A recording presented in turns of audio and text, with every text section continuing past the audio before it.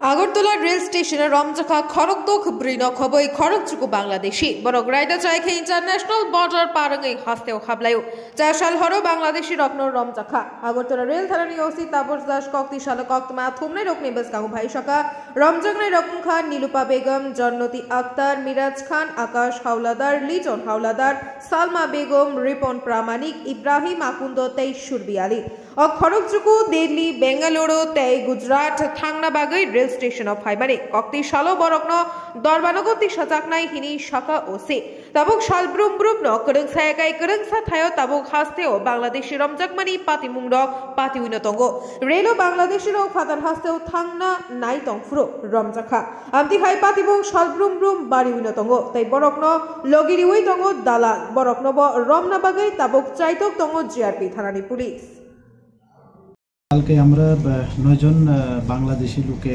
আমাদের আগরতলা রেল স্টেশনে গ্রেফতার করা হয়েছে। এদের নাম হলো নীলুফা বেগম একজন, জন্নত আক্তার, মিরাজ খান, আকাশ হাওলাদার, লিটন হাওলাদার, সালমা বেগম, রিপন প্রামাণিক আর ইব্রাহিম আকুন্দা আর একজন হলো সম্রাট আলী।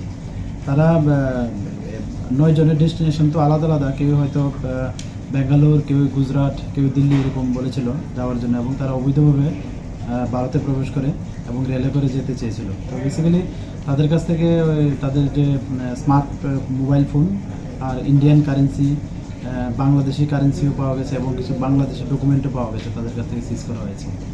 তাদেরকে কেউ কি সহযোগিতা করছে সেই খবর কি আপনারা পেয়েছেন? এটা তাদের ইন্টারোগেশন চলছে, নিশ্চয়ই কেউ না কেউ এদের সঙ্গে যুক্ত আছে এবং আমরা অবশ্যই যারা এগুলোর সঙ্গে যুক্ত আছে আমরা তাদেরকে ফাইন্ড আউট করে আইনের আওতায় আনবো অবশ্যই। তাদেরকে আজকে আদালতে পাঠানো হবে? হ্যাঁ, আজকে মামলা আদালতে প্রেরণ করা হবে। কতদিনের রিমান্ড চাওয়া হবে? এখন তো ইন্টারোগেশন চলছে, দেখি আমরা এটা কতটুকু আমরা তাদের কাছ থেকে পেয়ে ওইটার বেসিসে আমরা রিমান্ড চাবো।